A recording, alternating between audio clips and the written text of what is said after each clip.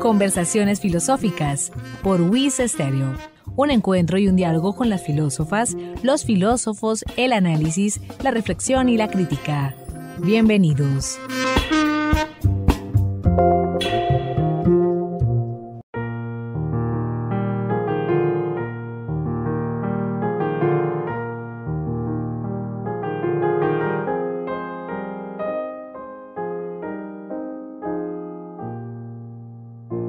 Amables oyentes, bienvenidos a Conversaciones Filosóficas desde la Escuela de Filosofía de la Universidad Industrial de Santander, un espacio de encuentro, de análisis y de diálogo con las filósofas, los filósofos, la reflexión y la crítica.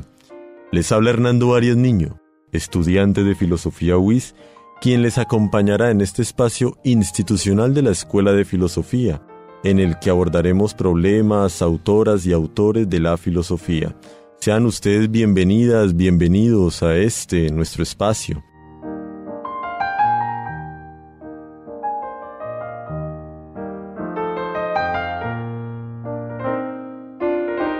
En el programa de hoy, nada más ni nada menos nos acompaña el grupo de Óptica y Tratamiento de Señales, o GOTS, por así decirlo, de la Escuela de Física de la UIS. Estarán con nosotros Camilo Andrés Cadena, filósofo y estudiante de física, y Cristian Hernández, magíster en física y profesor de cátedra en la UIS, ambos integrantes de este grupo de investigación.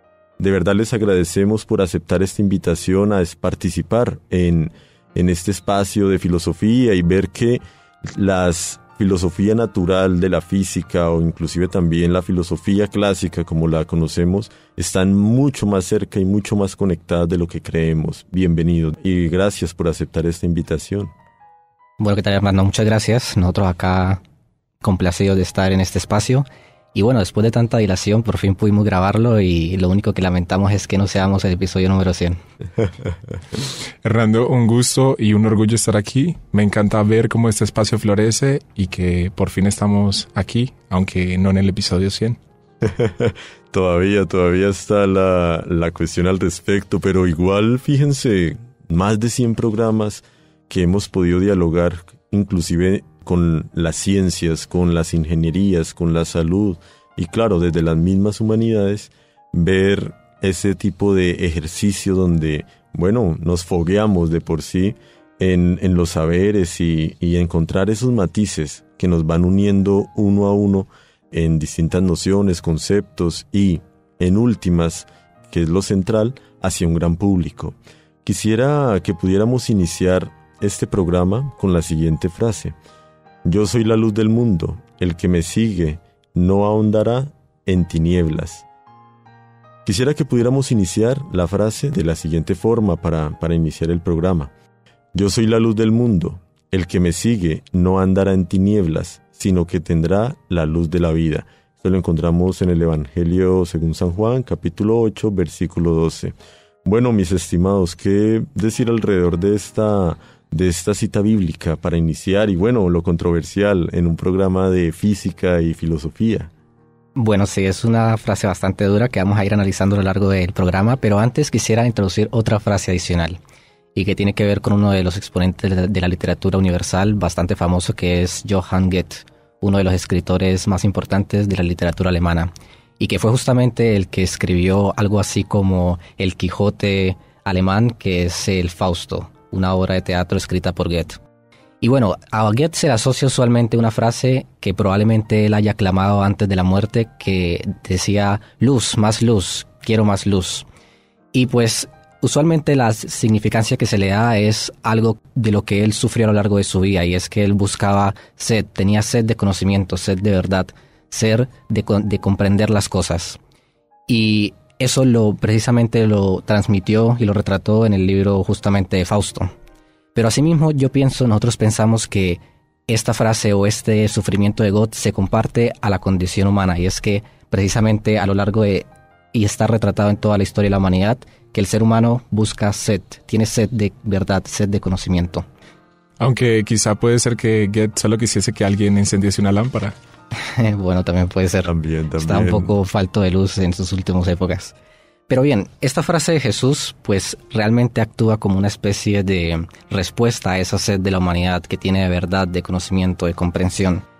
Aún así, en otras corrientes espirituales ya del Oriente, incluso también propias indígenas de nuestra región, pues se representa a la luz de una manera metafórica como algo divino, expresa esa divinidad que llena nuestro vacío existencial. Y pues resulta que también justamente pues nosotros que somos estudiantes de física vemos la luz como algo material, pues usted bien sabe que la luz es lo que ilumina o lo que produce una vela, lo que produce las lámparas, los láseres y demás. Y sin embargo, hemos visto y vamos a ver en el programa de que esta conexión entre la luz siendo algo espiritual y la luz como algo material comparten muchas similitudes que son las que vamos a abordar acá. Claro, y aquí queremos hacer una aclaración, y es que nosotros sabemos que este no es un programa religioso y tampoco queremos hacer de este un programa religioso. Nosotros, como ya nos presentó Hernando, somos miembros de un grupo de investigación de la universidad y dentro de nuestras discusiones personales hemos visto que es interesante notar este paralelismo que hay, esta coherencia que existe entre la visión que se tiene desde el punto de vista religioso de la luz, también desde el punto de vista filosófico y por supuesto desde el punto de vista físico y matemático. Entonces queremos explorar esta interrelación precisamente. Desde este mismo diálogo, como bien lo han estado proponiendo, es interesante ver, ¿no?, cómo se podría de una u otra forma entender tanto el tema religioso, el tema científico, el tema reflexivo, crítico y posteriormente también de crear, se crea nuevo saber. Quisiera que pudiéramos, siguiendo el formato del mismo programa, dejarle una cuestión al pensamiento a nuestras radioescuchas, a nuestros radioescuchas. ¿Qué cuestión o pregunta desearían plantearles? Bueno, antes de comenzar con eso, vamos a abrir un poco el asunto que dijimos que vamos a tratar, y es que quiero hacer un paralelismo rápido. Fíjense, Dios, o la idea de Dios como luz, de lo divino como luz, es algo trascendente en el sentido de que va más allá de nuestra experiencia humana y es algo que esperamos más allá de la vida, lo que esperamos luego de la muerte. Y sin embargo, Dios, que es tan lejano, que la divinidad es tan lejana, también, al menos en la tradición cristiana, Dios siempre ha estado a lo largo de toda la historia de la humanidad, siempre está con nosotros en su plan de salvación. Por otro lado, la luz, como algo material, es algo que está externo a nosotros, porque nosotros no irradiamos luz, sino que necesitamos de la luz externa para iluminar las cosas. Pero a su vez, la luz, que es tan inalcanzable para nosotros, porque adicionalmente su velocidad, luego ya dentro de la física, es de las más grandes que puede obtener algún cuerpo, pues a pesar de eso, la luz también está acompañando a nosotros, nos rodea, es la que nos da la visión, es la que nos permite distinguir. Entonces, la luz material es a la vez lejano y cercano, como en la espiritualidad Dios es lejano y también cercano. Claro, ahora aprovechando esta aclaración, la pregunta que queremos hacerles a nuestros oyentes es, en la vida de ustedes, ¿qué consideran que es luz? ¿Qué consideran que es oscuridad? Ya regresamos.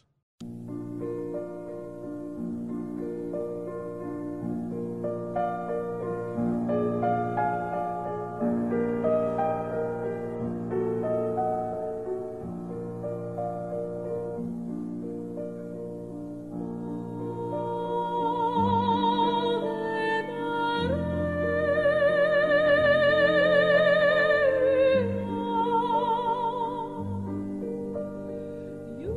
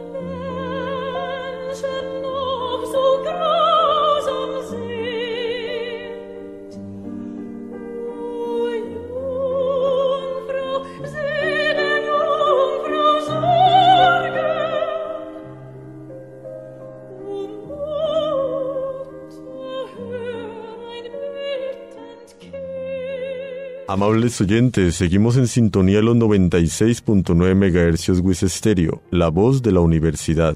En este su espacio, conversaciones filosóficas desde la Escuela de Filosofía WIS. En el programa de hoy, Intersecciones de Luz, Fe, Filosofía y Ciencia. Estimado Camilo y estimado Cristian, ¿qué podríamos decir alrededor de la pregunta que se dejó anterior a la pausa y qué otra también sumarle y bueno, cómo abordar esta problemática de la cual estamos hablando? Bien, en vez de responder la pregunta directamente, creemos que es más interesante que los mismos griegos nos respondan la pregunta. Entonces, para esto quisimos acudir al mito de Prometeo encadenado. Recordemos brevemente el mito. De lo que se trata es que Zeus estaba un poco celoso de los humanos y evitaba que ellos se desarrollaran lo suficiente para que desafiaran a los dioses. Por lo tanto, no les permitió tener el fuego. Sin embargo, Prometeo, que se consideraba a sí mismo amigo de los humanos, se acercó a ellos y, de formas muy astutas, engañó a Zeus, robó el fuego y se los dio a los humanos. Al ver esto, a modo de castigo, Zeus lo condenó a quedarse por toda la eternidad encadenado en una piedra y todas las noches asistía a un cuervo y le arrancaba su hígado. Pero Prometeo, al ser un dios, regeneraba por sí mismo sus órganos, así que este era un castigo divino que se repetía por sí mismo todos y cada uno de los días. Ahora, bueno, también para responder la pregunta planteada y enlazarlo con lo que dijo Camilo, pues resulta que en la humanidad lo que ha sido luz para la humanidad a lo largo de la historia es precisamente el fuego, lo que dice este mito. Y es que lo que nos permitió a nosotros como cavernícolas allá en la época de las cavernas salir de la cueva y dejar de tenerle miedo a la oscuridad fue precisamente el descubrimiento y la manipulación del fuego. ¿Por qué?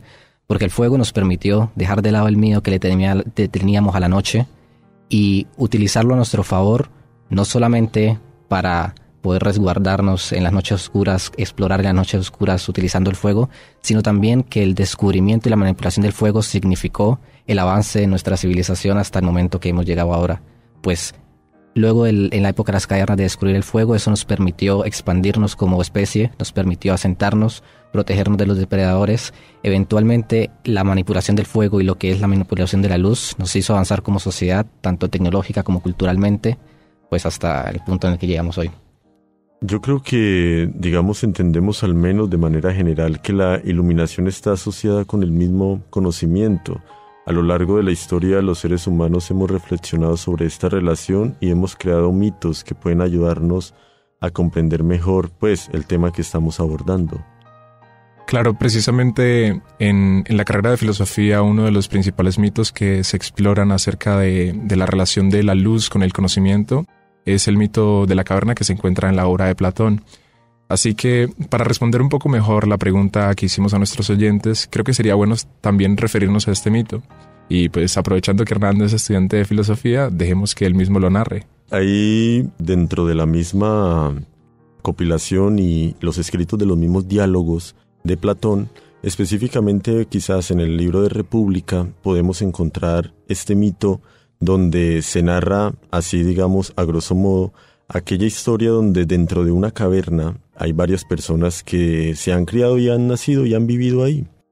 Y por tanto hay otras personas que están atrás y claro, por medio inclusive de una fogata generan sombras y generan figuras y generan cierto tipo de realidad que solamente para los que están enfrente de esta misma figuras lo ven como cierto. Lo dan por sentado.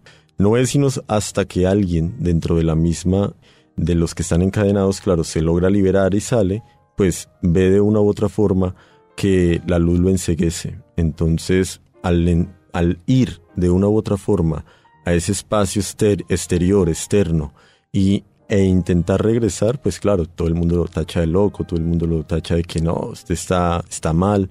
Entonces, podríamos decir que esta alegoría se entiende como aquella transición de la oscuridad a la luz en el sentido o en aras del mismo conocimiento. Pues más o menos es lo que uno logra comprender en sus primeros semestres de la carrera.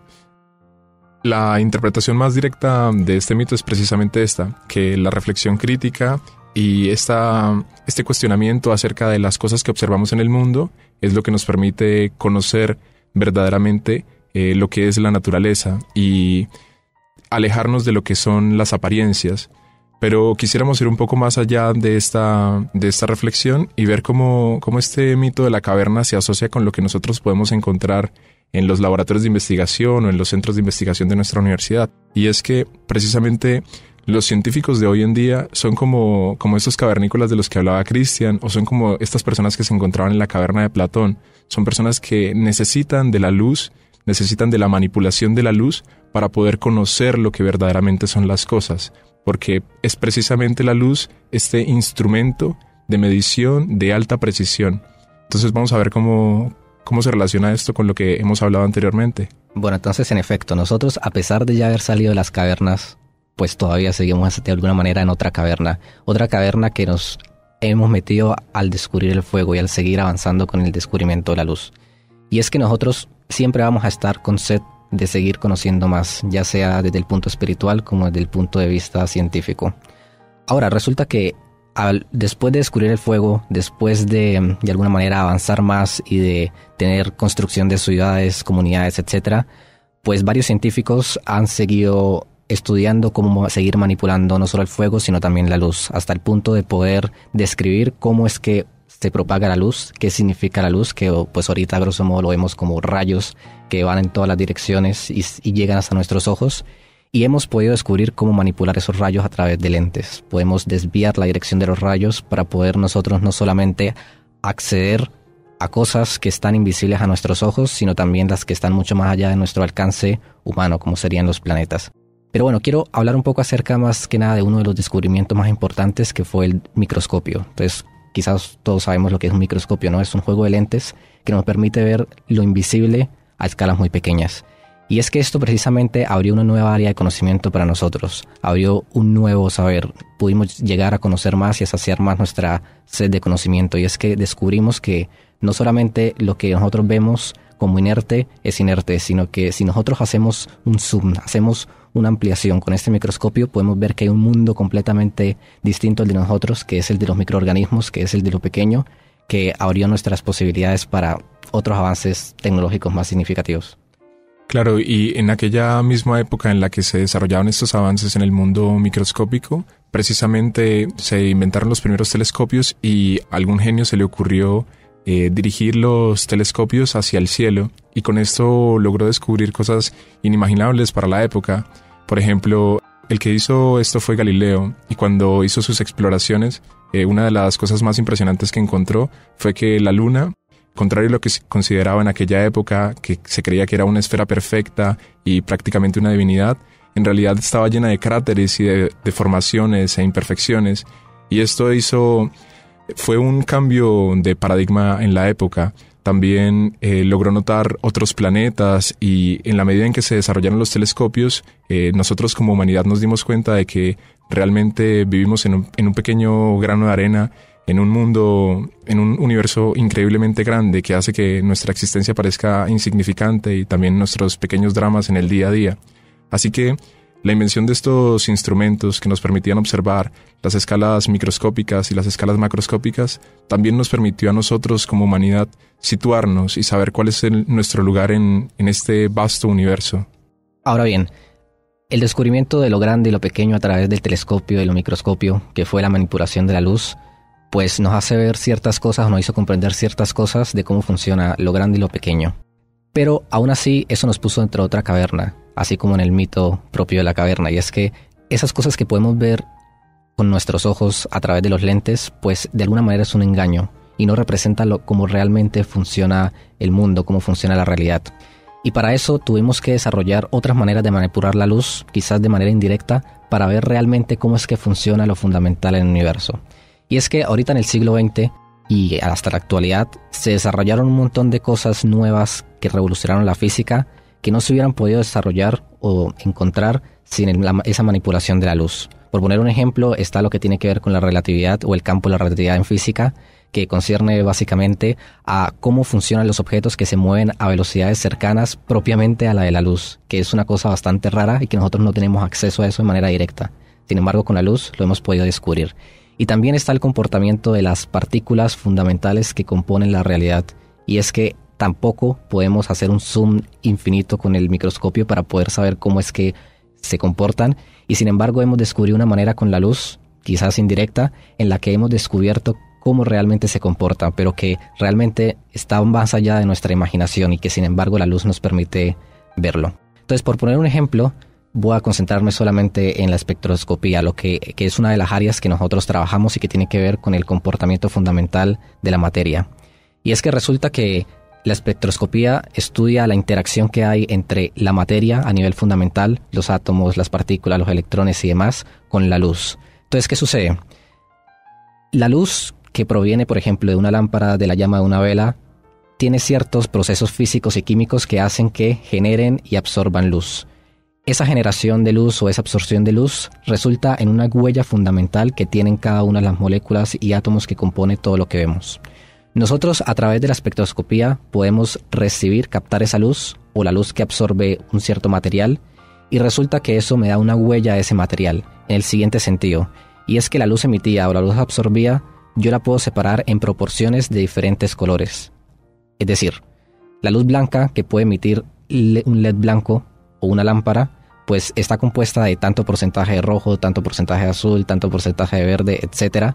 Y lo mismo a un material que puede absorber o reflejar la luz. Si yo puedo comparar esos porcentajes de absorción con algunas tablas que podemos deducir de manera teórica de la teoría de cómo funciona actualmente el comportamiento de las moléculas, yo puedo saber o medir a través de la luz cuál es la composición que tiene un cierto material. Y eso tiene muchísimas aplicaciones, porque yo también podría hacer lo mismo con los astros que están en el cielo y saber qué composición tienen las estrellas, qué composición tienen los planetas, si hay planetas que tienen agua. De esa manera es como se ha podido, en las noticias ustedes han escuchado de que se ha encontrado vida en otro planeta, probablemente porque tiene agua, pues de esa manera es que se hace.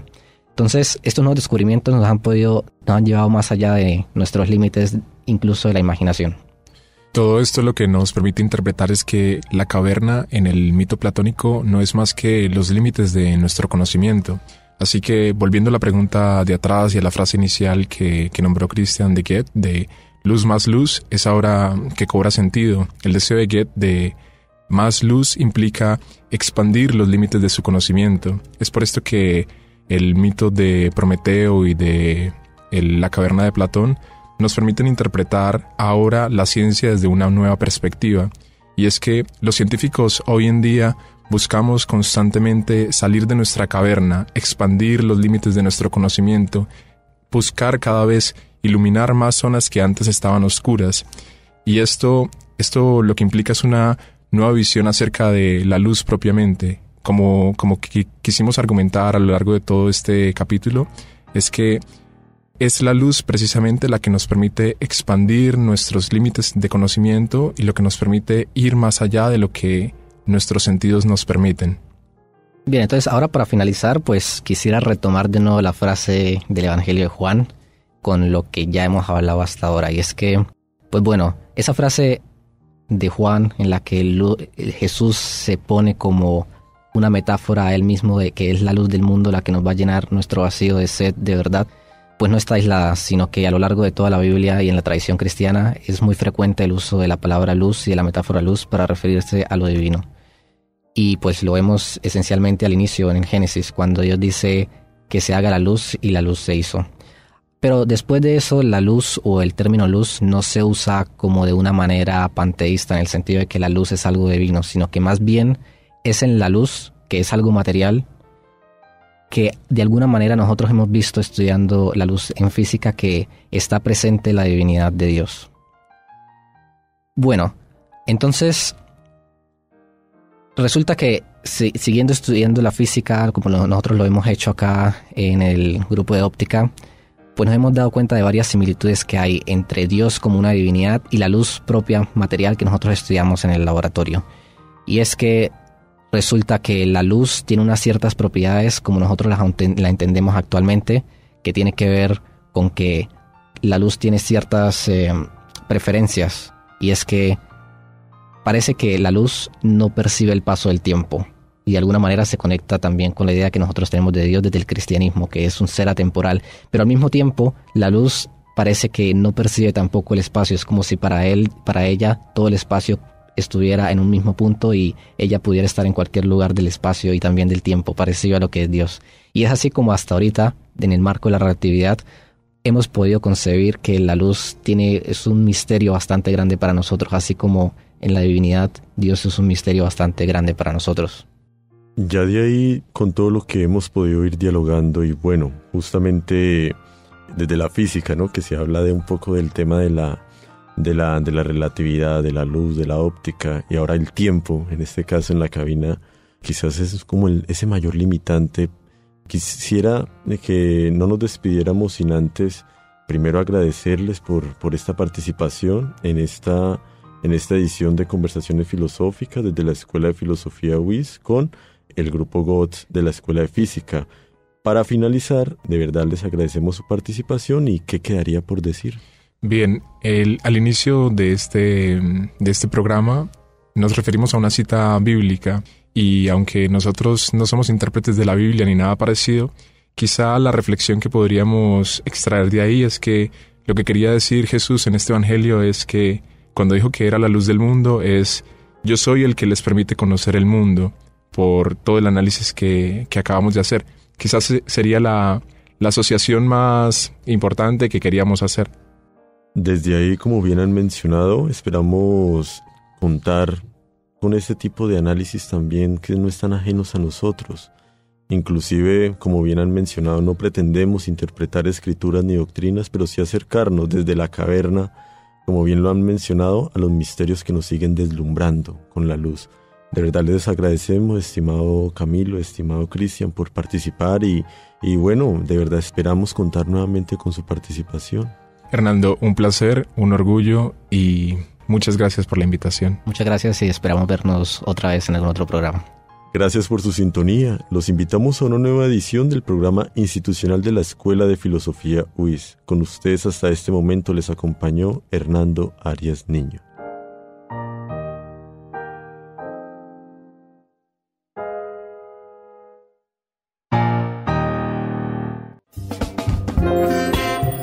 Emisora UIS presentó Conversaciones Filosóficas, espacio radial institucional de la Escuela de Filosofía UIS. Sintonícenos todos los lunes a las 11:30 am en los 96.9 MHz, UIS Estéreo, la voz de la universidad.